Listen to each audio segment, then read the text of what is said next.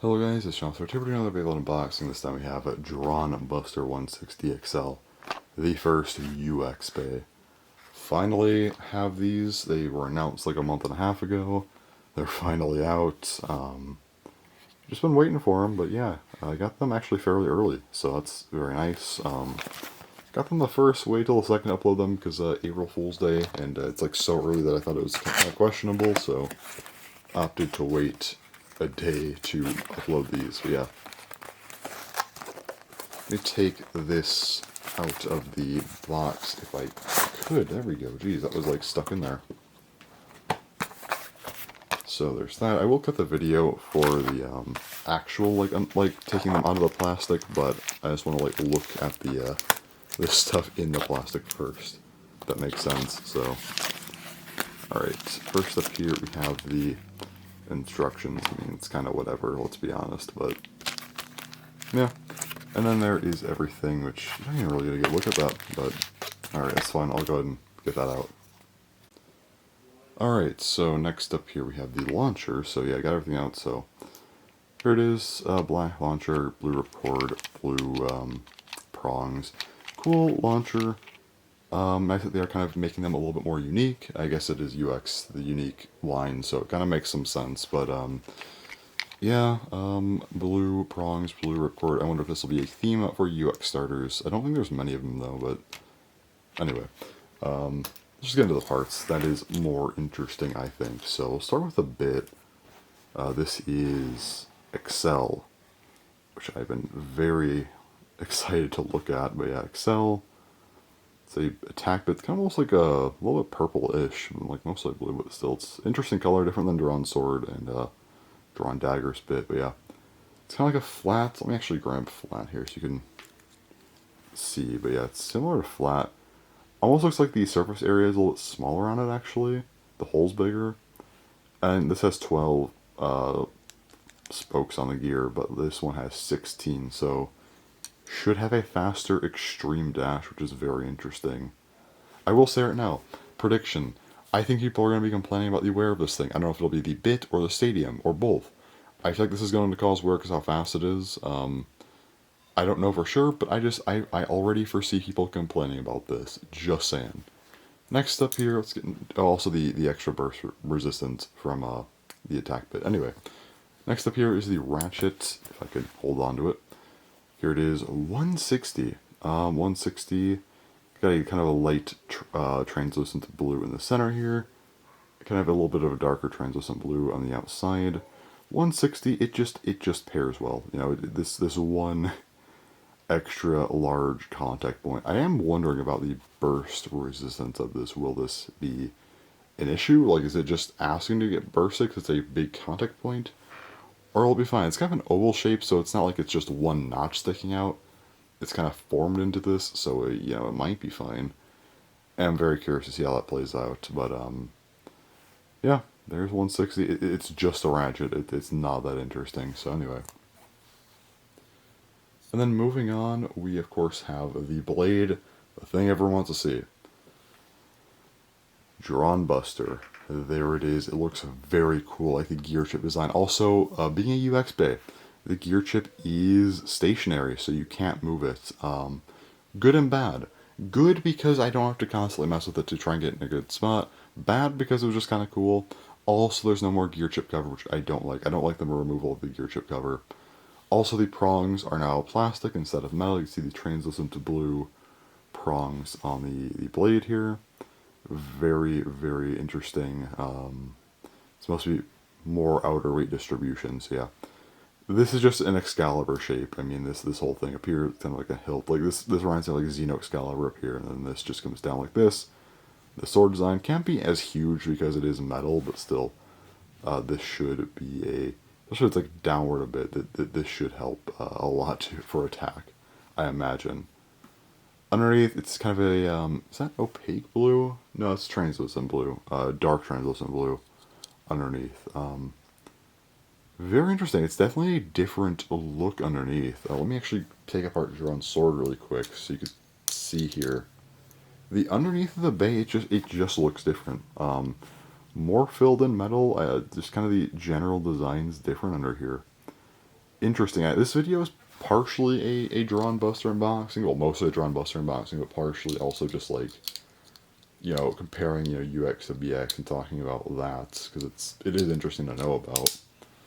Anyway, very cool looking blade, for sure.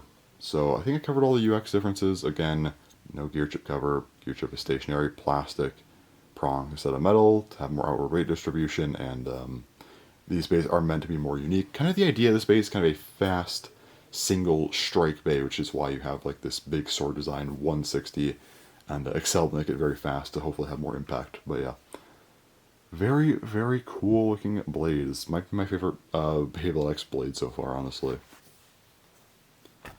Let's go ahead and take out the scale and talk about the weights of this thing. First up, Excel. 2.58.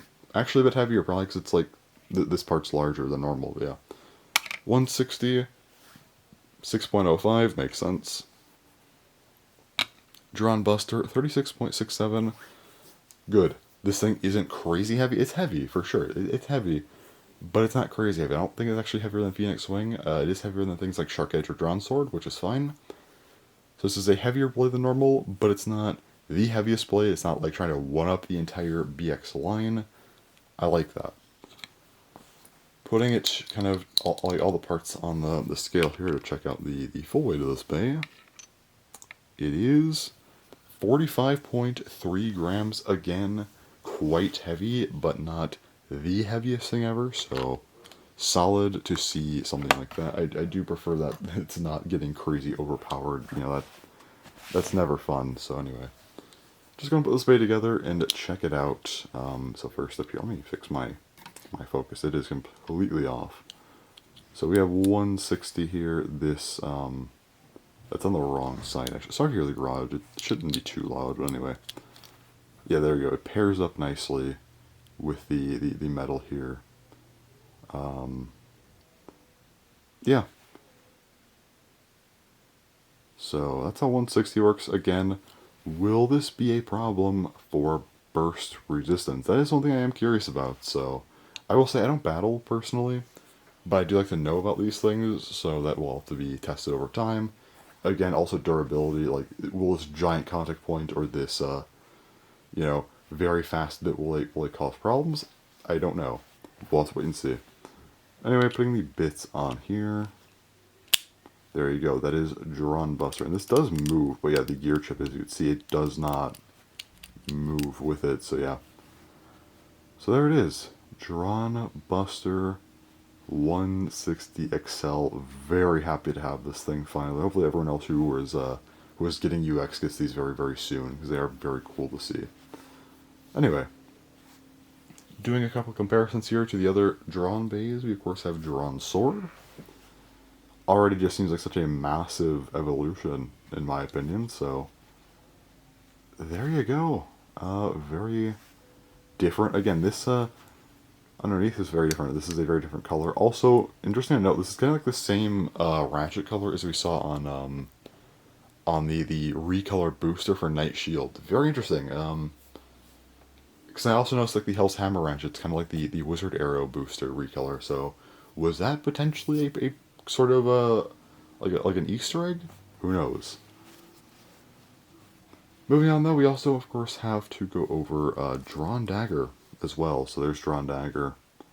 Yeah, this looks way different than Drawn Dagger. It looks different than both, honestly, but yeah.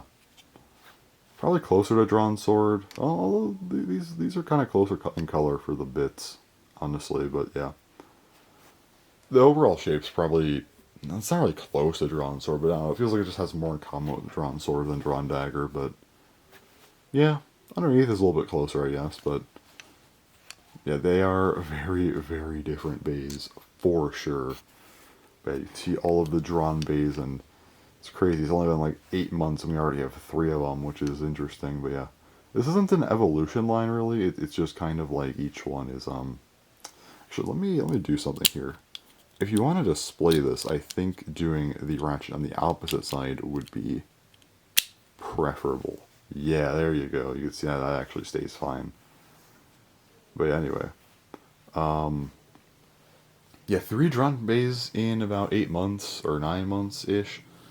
Yeah, very, very interesting to see, but also, again, these aren't proper evolutions. They're kind of just like, side beys. Common X, he'll use all of them, so pretty cool. Yeah, I'd say DranBuster is definitely my favorite of them for sure. Sorry about that. Yeah, really, really cool looking bay for sure. And again, for display purposes, I do like to have the ratchet on the opposite side here. Just works better. Just there you go. It just looks good. So stays up properly. Anyway, yeah, not much else to say. It's still Beyblade X, so there's not like crazy gimmicks like with Burst, but did want to talk about all of the UX stuff, and I might do a whole video on UX, like a discussion video on UX, just to talk about my thoughts on it after having it in hand. But yeah, very, very impressed with the actual just design of the bay at least. So, yeah, anyways, thanks for watching, and bye-bye.